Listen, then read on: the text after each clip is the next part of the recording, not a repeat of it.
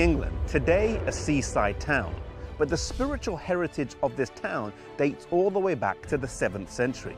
In 656, the abbey was founded by Abbess Hilda, and in 663, the Whitby synod was held here between the leaders of the Celtic Church and the leaders of the Catholic Church, and it was not without confrontation. This synod set the dates for Easter that are kept by the church today, and it also led to the establishment of the Roman religion elsewhere in England. At that time, in this part of England, the Celtic Church was the dominant faith, due to the missionary work of Aidan, who had been sent over from Iona. These people were Bible believers, they kept the Sabbath, and they did not recognize the papacy as ruler in spiritual affairs.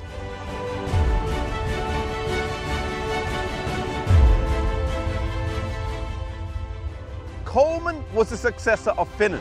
Finan was a successor of Aidan, who originally started the work here in England. And Coleman had only been working for 3 years when the Council of Whitby was called. He had a couple of things against him. Firstly, that he had only been working for 3 years.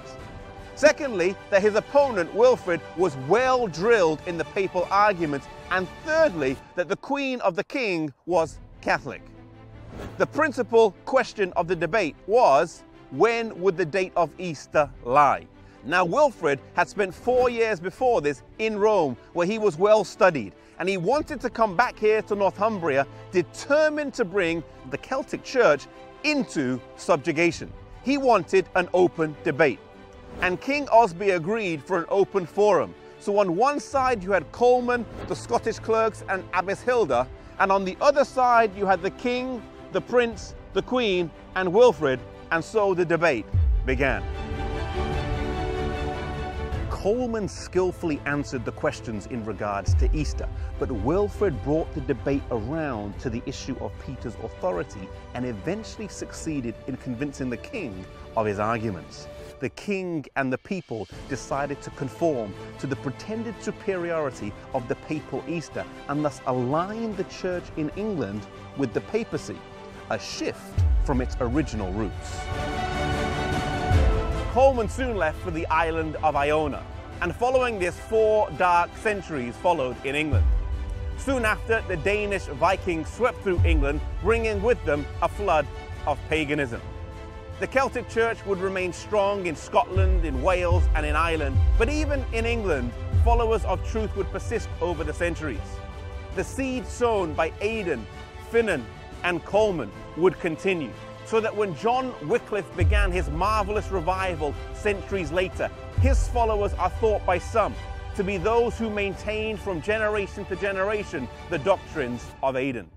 One thing we learn here from the Council of Whitby is that though the cause of God took an apparent defeat, we have to remember that we're living in a great controversy where there's a battle between truth and evil.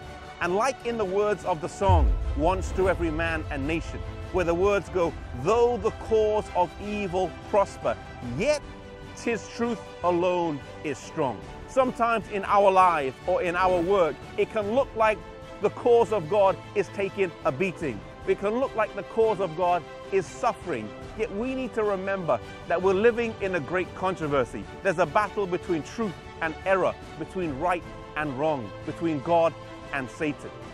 If we abide in Christ, if we align ourselves with God, we can know that we will always end up on the winning side, though on the way there will sometimes be apparent defeats.